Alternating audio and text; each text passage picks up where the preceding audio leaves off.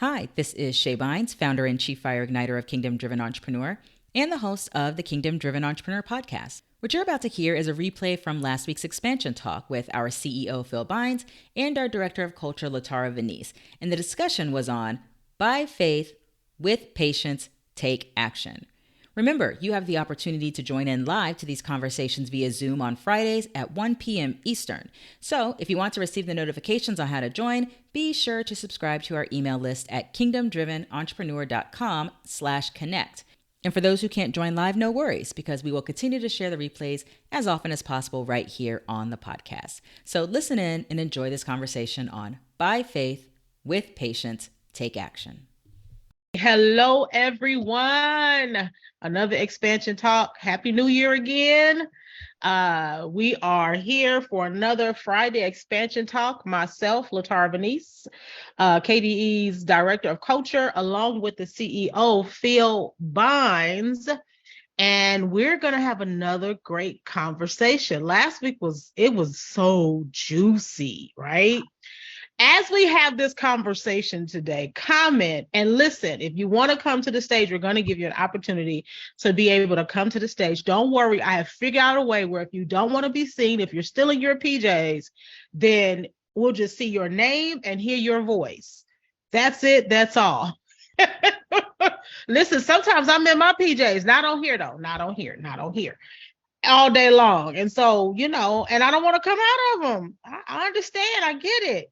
So right now we have Ann, Dory, Jamie, and Margaret with us. So listen, we're going to have this conversation around by faith, with patience, take action. The hook, the line, and the reel. REEL. Y'all get it. We're talking about fishing today.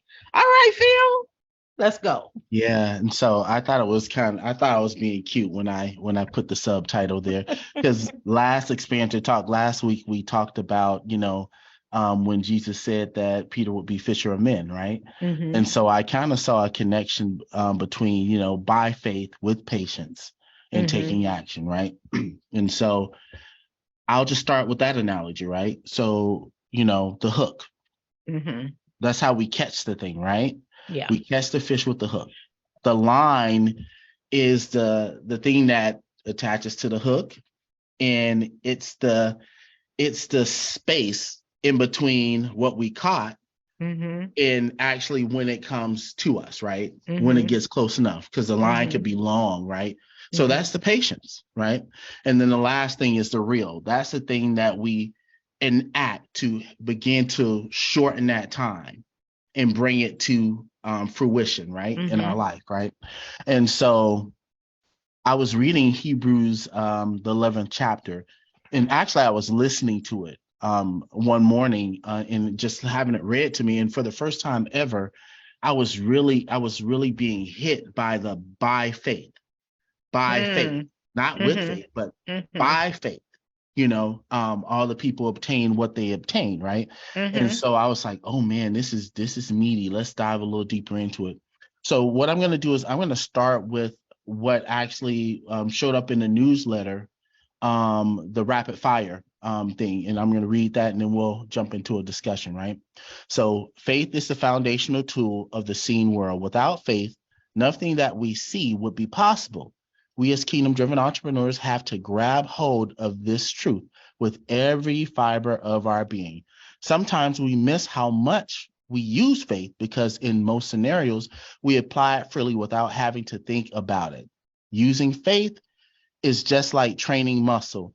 The more we use it and perform certain tasks, the more developed it becomes for the task that we're actually doing. Thus, it becomes easier. Only when faith is brought to the forefront of our minds is it even a challenge for us. When our faith is challenged, that is when we have to also mindfully activate our patience, right? And so we have faith, right? God has given all of us a measure of faith, and all we have to do is activate that measure that he's given us, right? And what happens is, as we activate that measure of faith and we take, certain steps, we grow in that faith, right? Because we have a repeated action.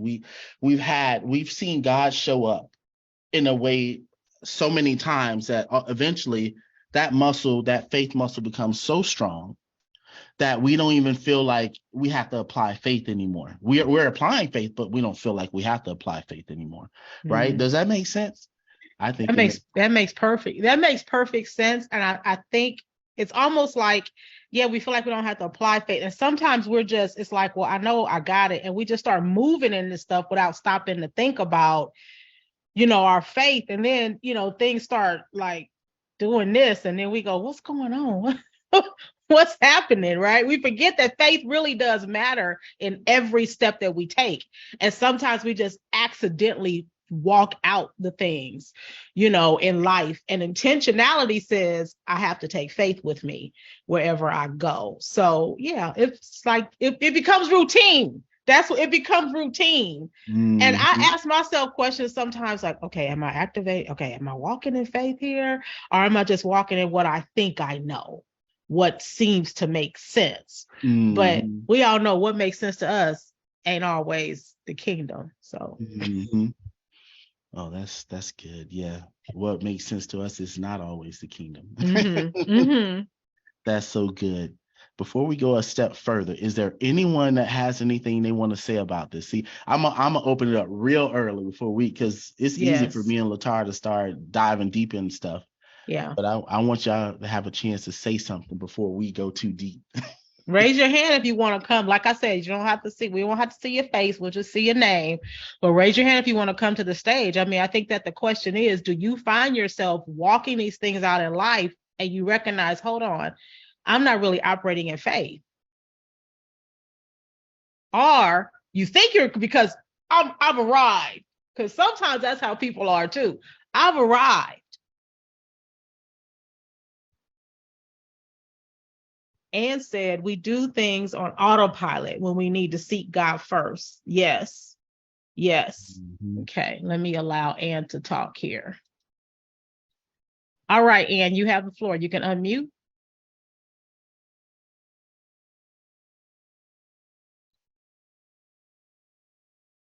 If you're talking, we can't hear you.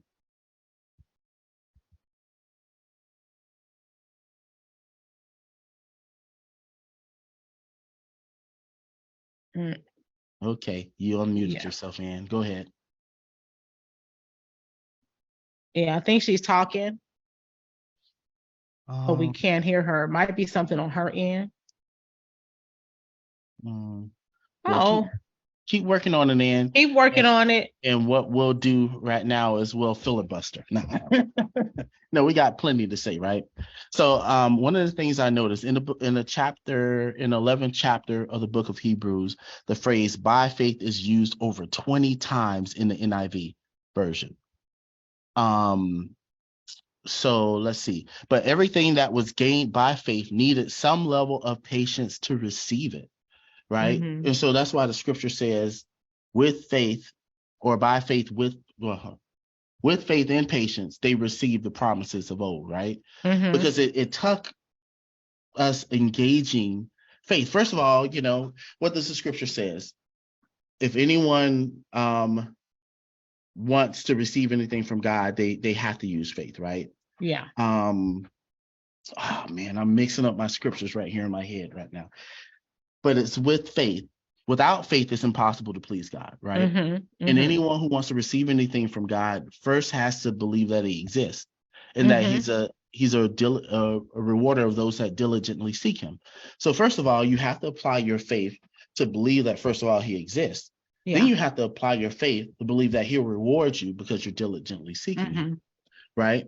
But how do we get to that point? It takes patience, right? Because not all the time that we engage our faith, we see immediate results, but if I like to use the analogy of the baby, right? But if we look like back over time, if you have any children, when your child was an infant, there was not much that they could do, right? On their own. All they could do is cry. But guess what? That cry was a cry of faith. It's like they cry believing that when I make this noise, that mommy or daddy is gonna bring some milk to me and feed me. Right? Uh-huh. It's faith. Yeah. Right? And you can see, and we can tell that it's faith, and it's not just a normal reaction, because I remember seeing a story of, an orphanage in Russia, right? Mm-hmm. That they didn't have the workers and stuff like that to work with the kids. And matter of fact, it was almost like they didn't care as much. So you can walk in an orphanage in this particular country, and I think it was Russia, and no babies were crying. All the babies in there were silent. They were super silent, and it was eerie for someone that came from a culture that wasn't normal. Mm-hmm. And that person was asking, why is it that all the babies are quiet in here? And they quickly realized that it didn't matter if a baby cried or not. They weren't getting what they wanted, right? They would have to wait until someone got around to giving them what they needed. And so they were eerily quiet. And so that shows that over time they learned that there's no need to have faith in crying, because no one's going to come for Mm-hmm. me in that, right? Yeah. And so it's like that. So over time we have normal things that we do as babies. Let's go back to the baby example. We're born, we cry, we notice, oh, when I cried because I was hungry and I was frustrated, I didn't know what to do. All of a sudden a breast showed up and hit me in the face, and I was able to drink. Yeah. Oh, yeah. When I cry, I drink. Well, right? Yeah. Uh-huh. They learned it, right? Right. And then eventually they became good at crying, because they've learned, I just need to be patient. I just keep crying. Eventually I'm going to get what I want. This time I don't want the breast. I'm dirty, man. I need someone to change me. Yeah. Yeah. Right. And so over time they've learned, okay, crying equals someone will come to my rescue. Right. Yes. Mm-hmm. So even as a baby, they've learned how to apply their faith and take action with it. They actually cried. Right. Yeah. Yeah. Yeah, that's good. That's good. And the fun, as you were talking about that, what I heard was babies have different cries for different things too. So, that just and that correlates to faith, because like from faith to faith, they're like, oh, wait a minute, I got the breast. Oh, wait a minute, this cry gets me this. And I think about my grandbaby. She'll be 7 months old this month, and whoa. And already, huh? Yes. And her different cries, like, oh, you need to use the restroom. And because she was a preemie, she's on these iron pills, right? They make iron drops. So what was happening is it would irritate her stomach. And one day I had her and she screamed. And I was like, well, what am I doing? And I could tell something was wrong. It wasn't just, I want to eat, I'm wet, I'm hurting. And I started crying, like, what did I do to you? You okay? Did I hurt you? So I had to call her parents, and I recorded what I heard, and I sent it to her father. And her father said, her stomach is hurting. This is what you do. And he was able to tell me, because I have faith in him to help me figure out what's going on here. Mm-hmm. And he told me what to do. And after about 15 minutes, she finally went to sleep. Now, that was a long 15 minutes, but I had to help her ease the pain in her stomach, right? And so that's the thing. Babies can teach you so much about faith in your father. Mm-hmm. It's like, yo, daddy know what's wrong, let me call, right? Mm-hmm. So I see Ann here again, Phil. Let's see if we can hear her this time. Okay, Ann.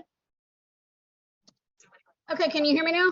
Yes, ma'am. Yes. Okay, I think it was my headset. I was trying to put on my headset that I've been using for podcasting. But now, can you remind me of the question again? Because me trying to do that, I forgot. The question was pretty much, do you find yourself on autopilot when it comes to operating in faith, and you kind of forget to even, okay, yes, I'm supposed to be moving in faith? Yes. And when I do that, it doesn't work out. And the Lord says, wait a minute, no. You did this ahead of me. I didn't want you to do this. I want you to take time to do this. Mm-hmm. Like, for example, I didn't want you to write that book. You had the idea.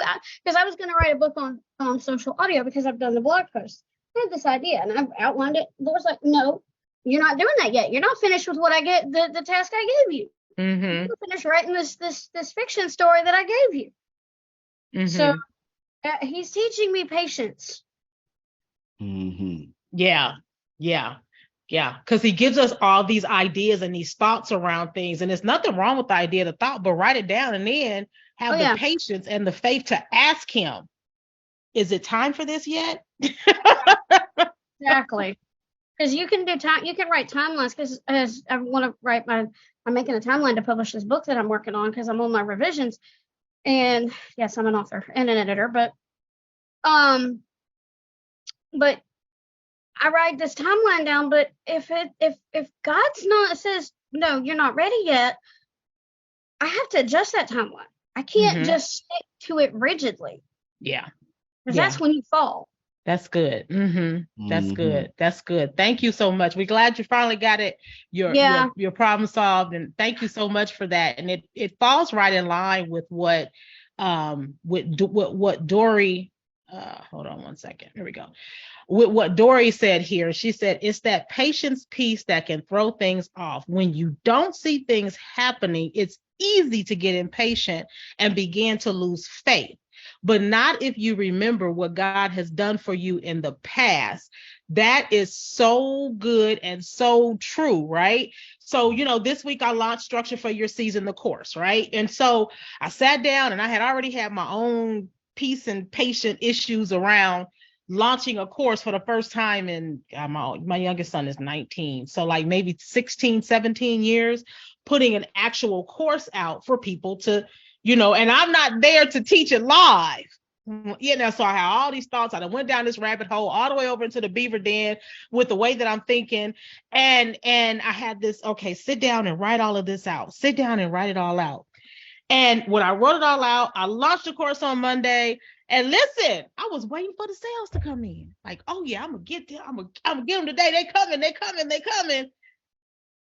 And I got 2 sales. And I went, well, God, what happened? You told me to launch this. You told me to put this out there. What we doing? What is it? And see, then you start thinking different and your faith gets shaky. So I had to do some work around that. And I had to remember what he had done for me before. He had to remind me, I ain't never left you. If I told you to do this, this is what I told you to do. You wrote goals out. Nothing is wrong with that. There's nothing wrong with that.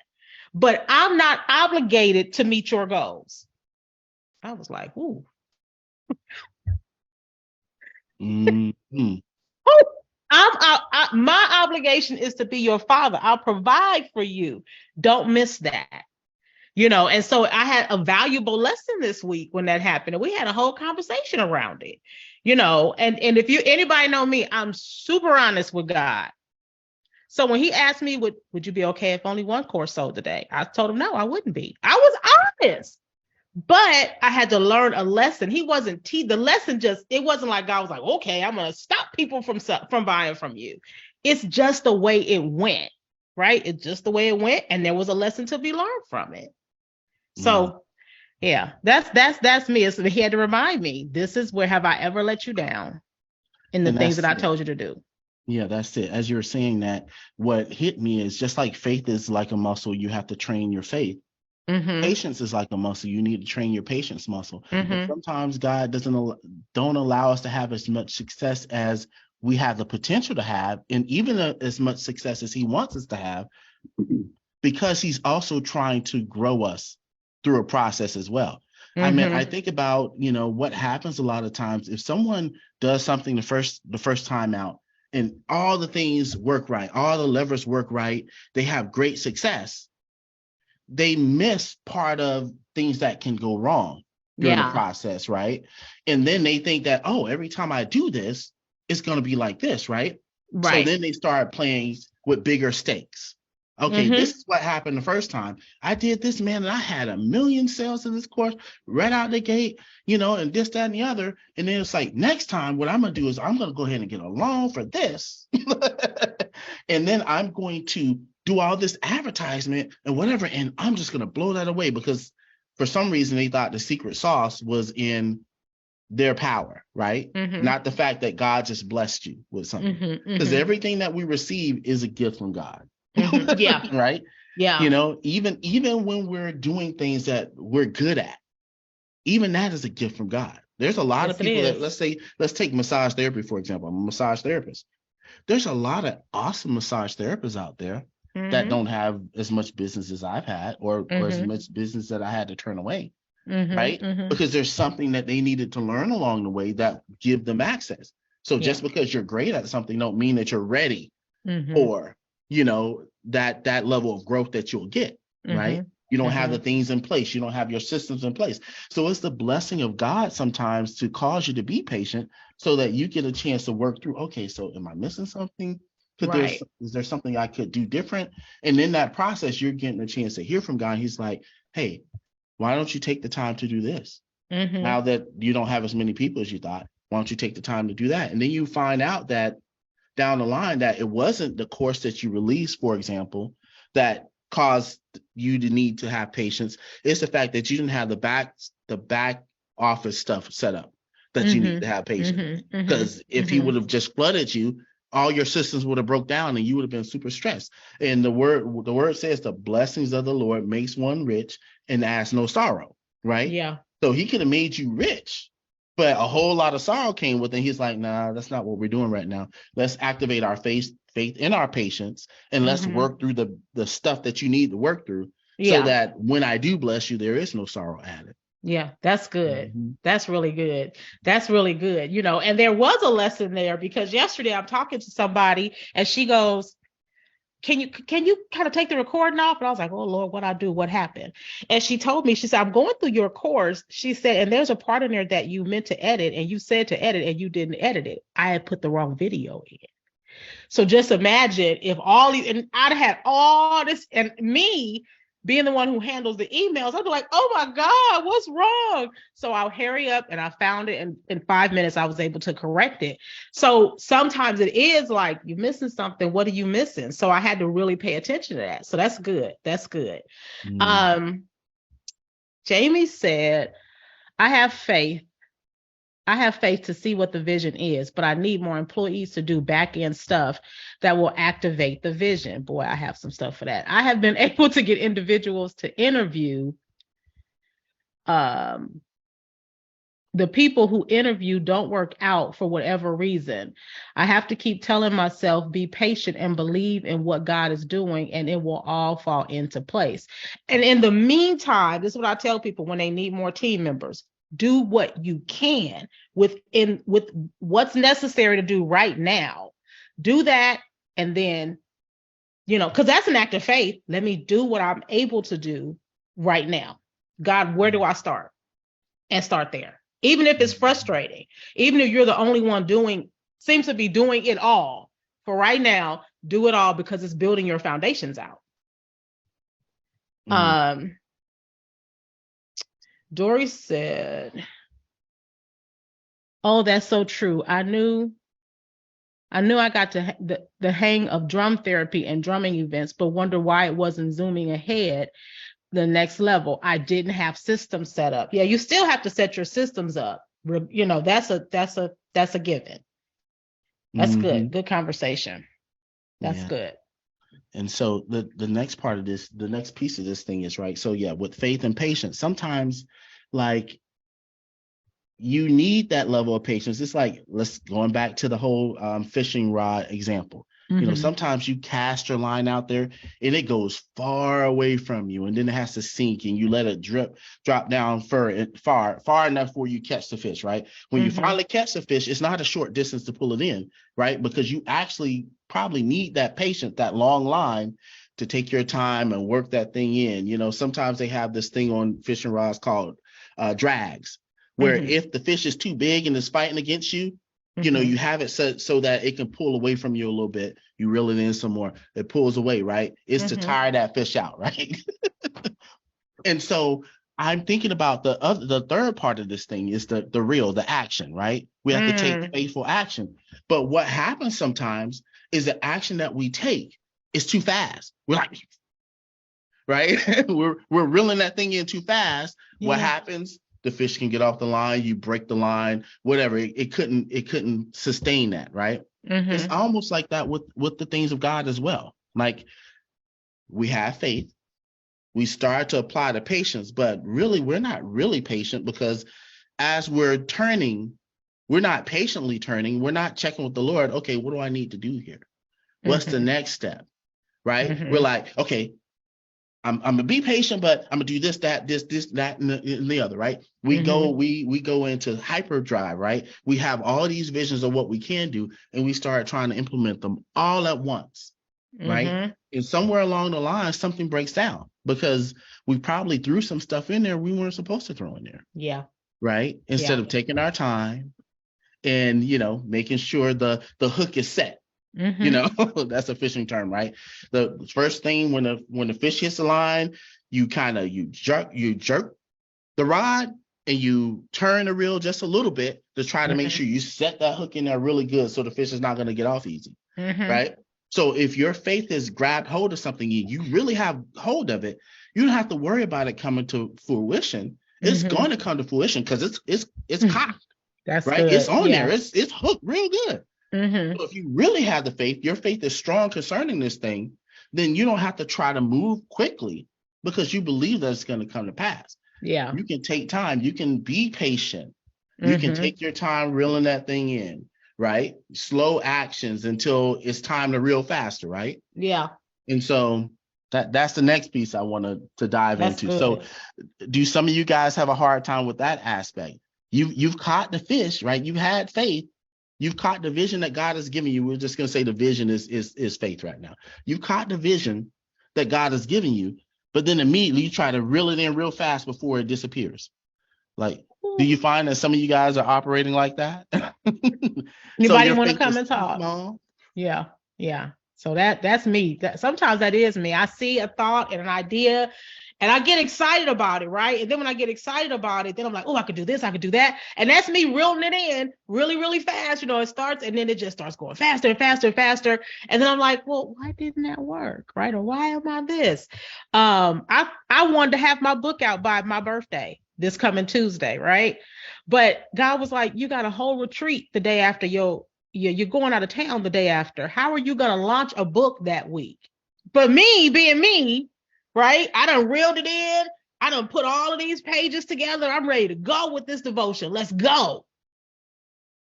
And when he gave me the publisher, I realized I can't just go because the publisher has a process. I wasn't expecting to have a publisher, but I asked, and 24 hours later, I had one. I was like, I don't want a publisher. And I had one. So that's when I was like, okay, slow your roll. I do it all the time. I admit it. I do it all the time. Let's see. Ann said, yes, that's so me. Then I'm all over the place thinking of all the things I need to do to keep the vision disappearing. Then God brings me to a screeching halt from disappearing to keep the vision. Thank you for correcting that. To keep the vision from disappearing. Right. It's not going to go anywhere. That's the thing. The thing that God gave you is not going to go anywhere. That's so, they have this saying where people go, well, God will take away what he gave you. No, he don't. He doesn't do that. It's like, I was like, he told yesterday, I'm walking to the kitchen and I heard him say, I never take it away. And when people are ready, it's I will restore, I bring back, I give to them. It doesn't go anywhere. It's always there, but you have to step into it, right? So yeah, that anybody else have anything they want to add? Yeah, that's so good. Yeah. But the truth is sometimes we have faith, but we have that it's like we just had a glimpse of faith. A glimpse. Yeah. We had a glimpse of faith and then we tried to move based off of that glimpse, because then we started thinking about how's that going to happen? Oh my goodness. We started thinking about all the angles of which that seems like it's impossible, right? Yeah. And I think it's important. Something hit me. I was talking to someone the other day, and this is the thing about faith. We have to understand our faith is not always just for us. Our faith it operates in the kingdom, which means it's for everybody, right? And I was talking to someone the other day and she said, God gives me a whole bunch of business ideas. And when I get these business ideas, I go buy the domain and the LLC. Well, who said that it was your business idea? If you work with entrepreneurs, if you are around people a whole bunch or whatever, and they're talking to you about vision or ideas or whatever, one of those business ideas could be for them. And so then sometimes we can be selfish for what it is that God shows us. And that definitely is not moving in faith. And it's definitely an impatient way of being. God, why did you give me this? Mm-hmm. Right? Where does this come from? Before I start reeling it in, before I go spend all this money on these domains and these LLCs. Now here, I don't know how much it is anywhere else, but here in Oklahoma, LLC, well, it's only $100. But still, let's say you have 60 LLCs, because you go buy one and every year we have to renew it. Now it's only $25 every year, but that's wasted money. Did God tell you to do that LLC? That's what happens when we reel stuff in. Mm-hmm. Right? Did he tell you to do that? Yeah, that's so true. Yeah. And then I think about the other angle of that, Latara, as we're waiting to see if someone wants to come to stage, is that, the kingdom, as long as the earth remains, there's going to be seed time and harvest, right? Mm-hmm. So sometimes you have these ideals and you're so interested in trying to make it into your harvest when God has given you something that's a seed, right? So that same example you gave, where you have all these business ideals that one of them or many of them you're supposed to sow as a seed to someone else that you're dealing with. And it's not going to be your harvest, but you're thinking, oh, it's my harvest. Let me do this. Let me do that. Which one of these are going to be my harvest? When we need to stop, be like, okay, God, you gave me this. What is this for? Right. What is this about? Am I supposed to do something with this? And then wait for him to tell us, right? Because he gives freely. But, sometimes we'll run ahead without finding out, what is this for?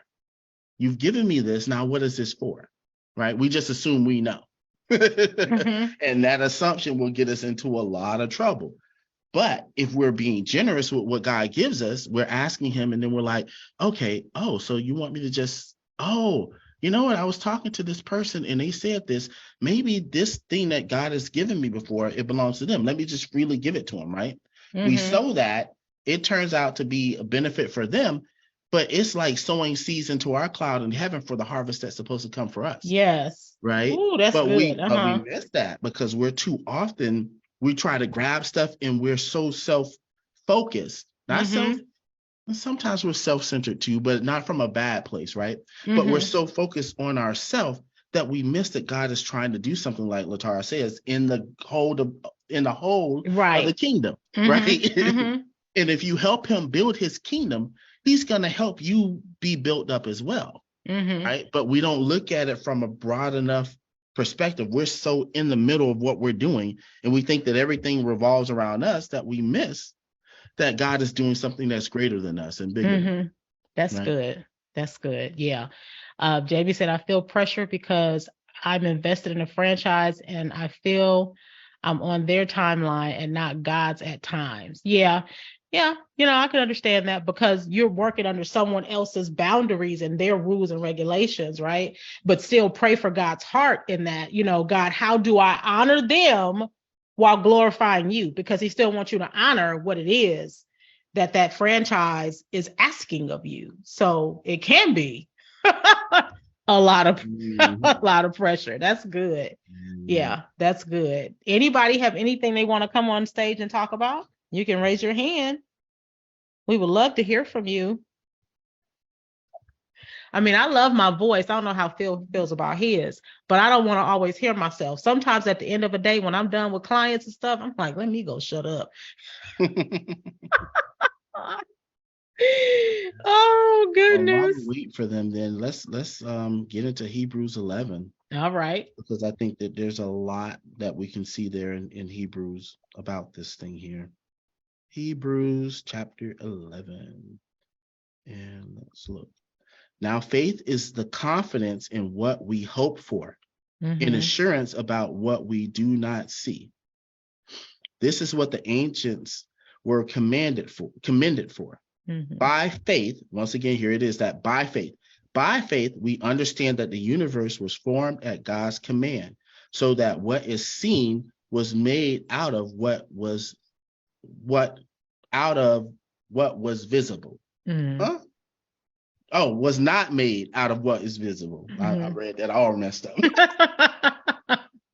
So the very universe we see, we come to an understanding that by faith, this stuff was made by God, right? Yeah. And God is not visible to the universe right now, but what was not visible made what is visible, right? If we grab hold of this by faith and the understanding that comes by faith, then it also gives us confidence to be able to apply our patience until we see what it is that God wants to reveal to us, right? Let's see. By faith, Abel brought God a better offering than Cain did. By faith, he was commended as righteous when God spoke well of his offering. And by faith, Abel still speaks, even though he is dead. By faith, Enoch was taken from this life so that he did not experience death. He could not be found because God had taken him away. And so we see that numerous times here, there's this by faith piece, right? Let's skip down to verse 7. By faith, Noah, when warned about things not yet seen, in holy fear, built an ark to save his family. By his faith, he condemned the world and became heir of the righteousness that is in keeping with faith, right? So we see all these things by faith, they had to happen. There was nothing else that was an indicator that this thing, there was no other indicator but the fact that they grabbed hold of something by faith. They felt something. They felt a tug on that line, right? And in the case of Noah, how long did he have to wait before the rain came? Right? But there was constant opportunities for him to re-engage his faith. Because just like God spoke to him and said, rain is coming, God also spoke to him and said, okay, because rain is coming, this is what you need to do. Go and cut down these trees. Then he comes like, I cut down the trees, Lord. What else do I need to do? By faith, God said, okay, now I want you to arrange it this type of way. Then by faith, he got instructions about the animals, right? It's all about the little steps. Too often we hear the thing that we're engaging our faith for, but then we don't engage our faith for the little actions, right? And that's where I think a lot of people miss it. If we engage our faith, or if we engage God for the small actions, then at the same time, we're building our patience. Because we're seeing, okay, he's still speaking to me. He's still showing me other stuff. If it wasn't what he said, he would have changed the direction a long time ago. That's good. So that grows our patience in that area, right? But let me give space. Someone probably has something to say. Anybody else? You can raise your hand. I thought about, as I was reading through these different, biblical historical figures here, Enoch, Noah, Abraham, Abel. As I was reading through all of this, what I thought about, with the exception of Enoch, right? Because Enoch was so powerful. God was just like, just come on, son. Let's just come on, right? He was so into the kingdom. But all of these others, they had some character flaws. They had some stuff, Abraham was a coward. I mean, Abraham had some scary moments. He was kind of scary. So don't tell them you my wife, tell them you my sister, So, Noah had a drinking problem. Abel, well, Cain was the killer of his brother, but there was sibling rivalry there. So there was always some stuff going on, but the thing was to operate in your faith.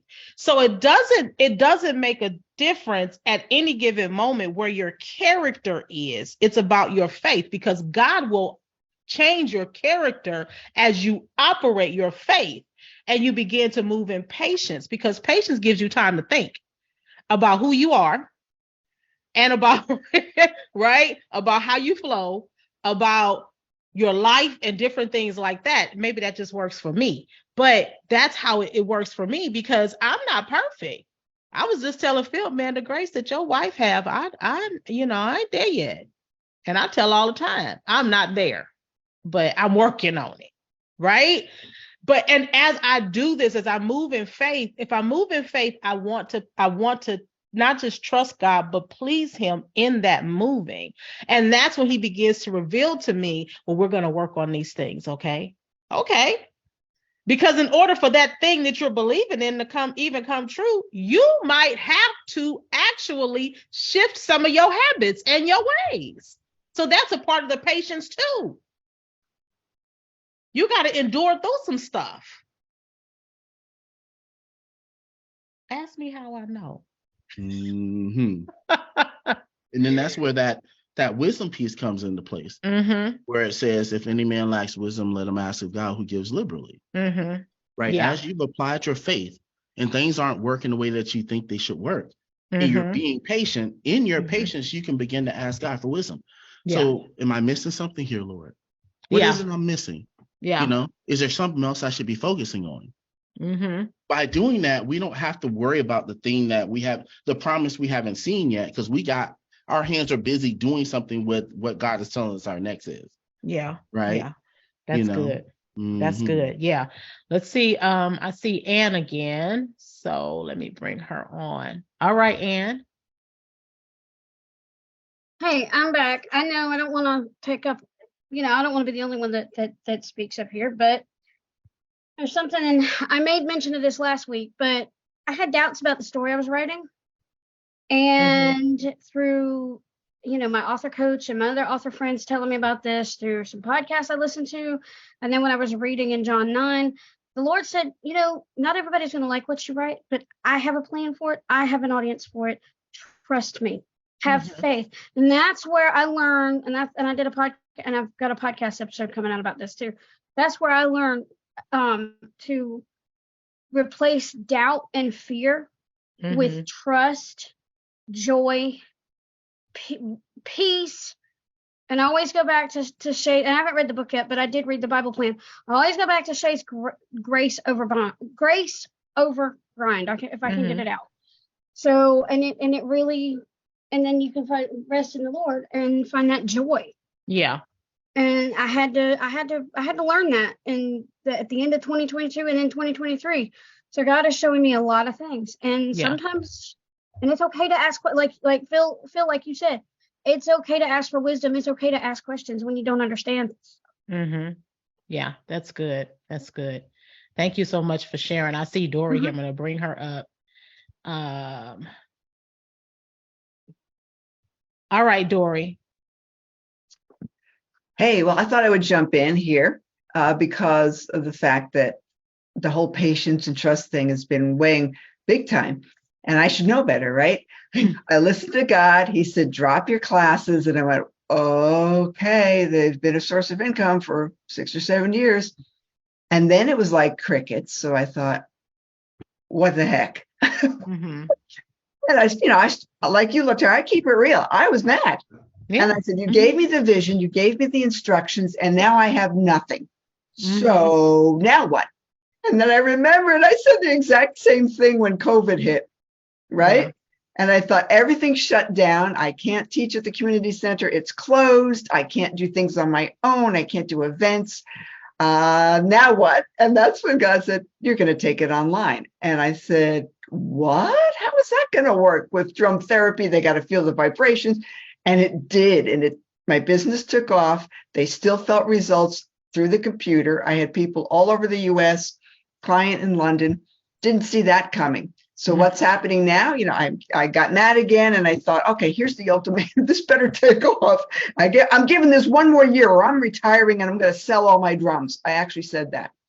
Yeah. And what happens? People are calling me out of the blue. And they're so thrilled that I'm a Christian, and they've picked that up by stuff that I have been posting online. I went, well, there we go. And some of it has been very interesting, sorts of either organizations, nonprofits, which would be cool to work with them. And then, also a teen girl who's very into what I'm doing. Teens generally like, my mom signed me up. I don't really want to be here kind of thing. They don't get how this can help them focus and feel better and all that. So, yeah, I have to kind of laugh at myself, because whenever you start to doubt, that's when God says, watch me. Yeah. Isn't it? And here's the thing is that God isn't faulting you or shaming you for your character flaw, right? He doesn't. Me and God been talking about my coins since 2013, and I'm always saying, "What about my coins, Lord?"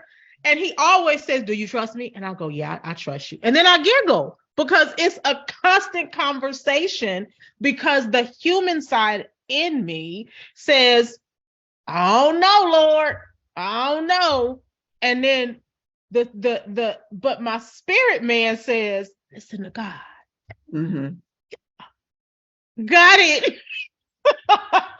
Because the spirit man is always connected to God. We just sometimes we dwell in the flesh, like, oh, wait a minute, hold on.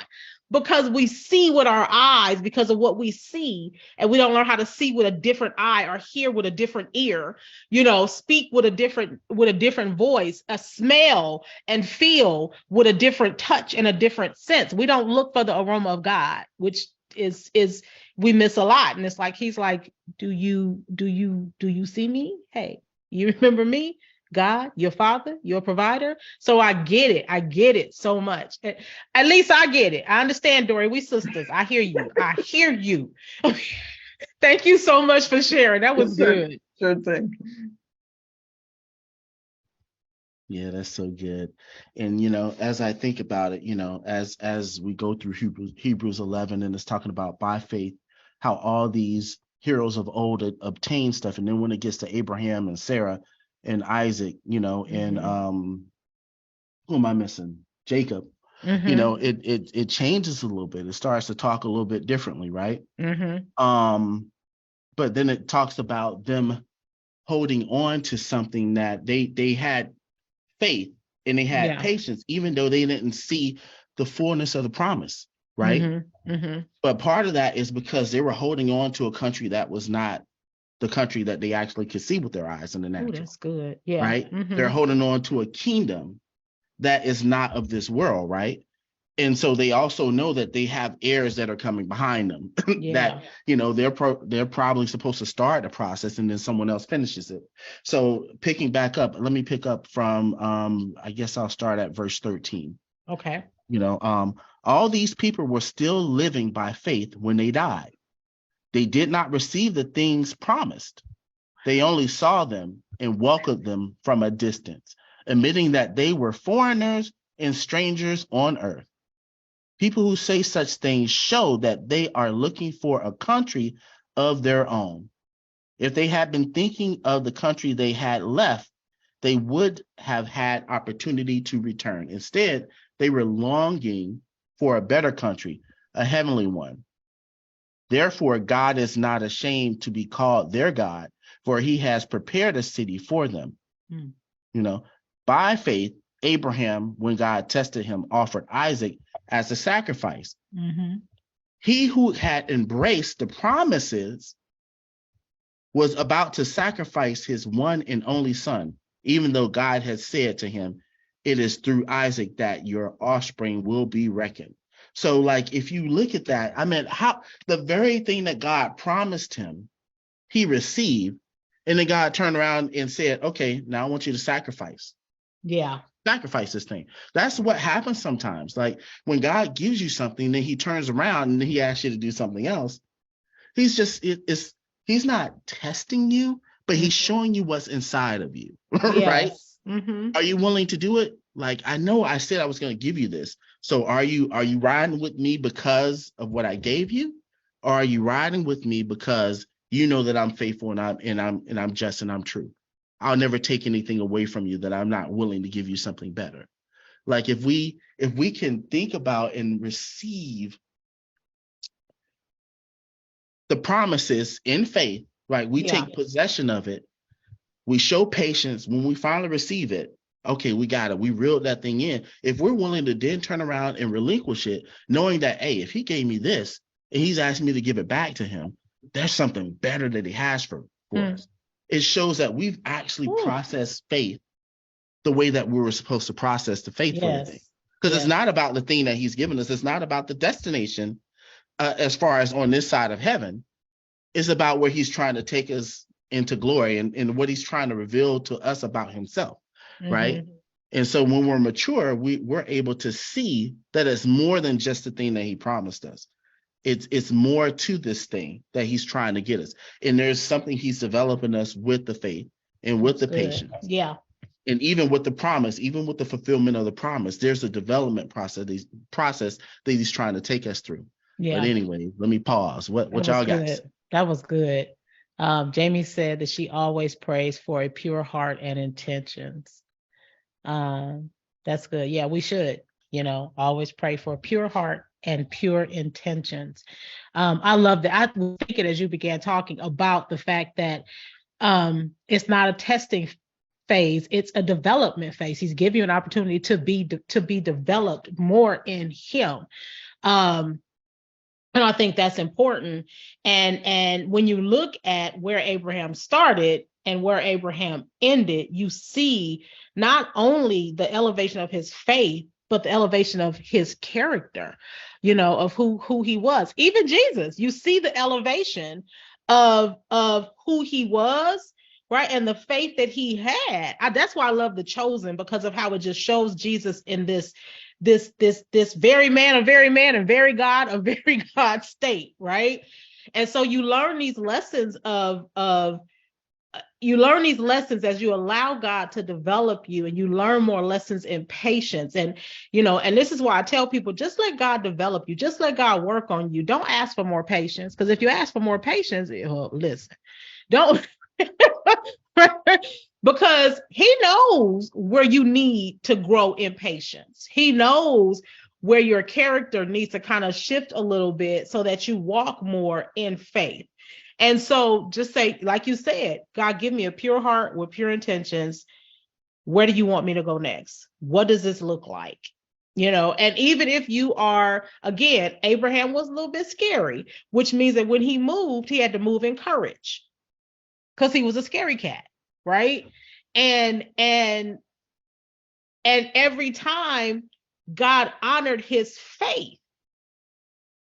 And we have to understand that it's not where he was perfect. He moved in what it was. He believed he heard God saying.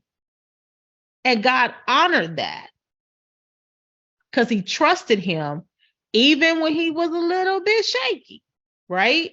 I just had a thought about doubting Thomas.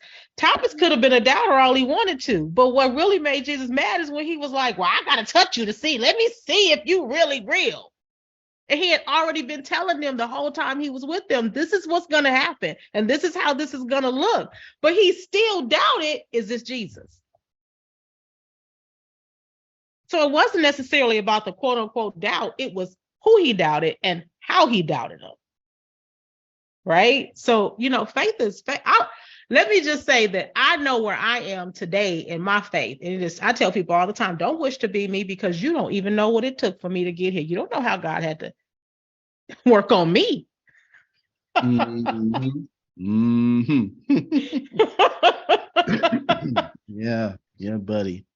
And by the end of Hebrews, at the end, after they've gone through all the different, because they went through even more, heroes of the faith, right? Mm-hmm. And at the end it says, these were all commended for their faith, yet none of them received what had been promised, since God had planned something better for us, so that only together with us would they be made perfect, right? Mm-hmm. Mm-hmm. So we see that the heroes of old, they didn't even walk in the fullness of the promise, because God has something set aside that was going to be better. Yes. Like, okay, when Jesus come on the scene and he fulfills everything, then I'm going to bring the former together with this latter group that's going to come after Jesus ascends back into heaven. And together we're going to have a kingdom on earth as it is in heaven. Yes. And we'll receive, and then everybody can begin to fully receive the promises that were already made of old, right? Mm-hmm.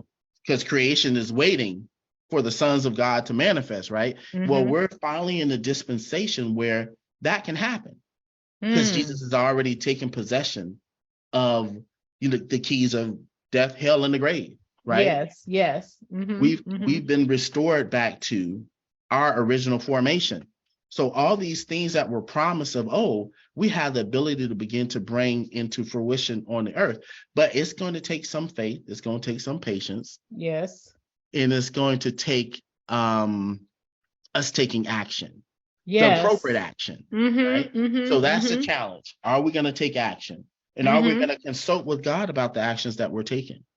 Because if we do that, then we won't miss the mark of his high calling. Because guess what? If God has this thing that he's waited for us to show up on the earth, he's combining us with the people of old.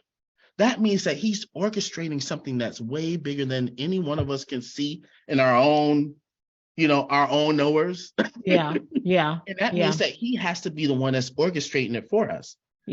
But so often we'll get a promise and we'll run with it, and we don't know how those things work together, right? With the other things that he said, but he knows. That's so good. So he has to train us to continually come back to him. Okay, you're taking action.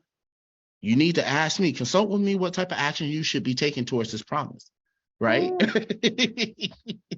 Because if we don't, we'll be all discombobulated, and it won't really be the promise that's supposed to happen with all of the totality of the kingdom of God, right? And so that's why he has to process this with patience.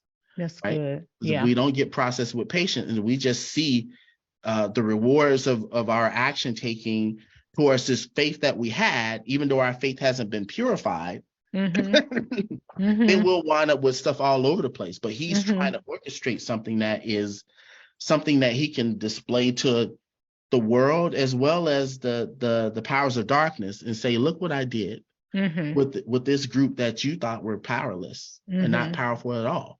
That's good. They all work together. They worked as one. They worked as a body, and we've attained something as a kingdom, as a kingdom edifice here on earth.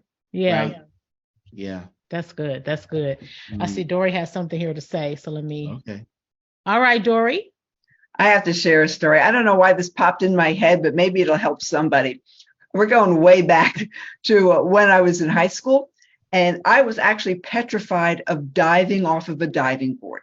My cousin would do it with no problem. We go to the community pool, but the diving boards were kind of high. And I thought, oh no, I'm not doing that. But one day I just happened to be noodling around. We lived in an apartment complex at the time, little pool with a small diving board. And I'm just doing some dives off of that. And who is sitting there but a coach for the swim team of the high school? And he said, Darn, I have to talk to you. First of all, you're built like a diver. We have a diving team at the high school.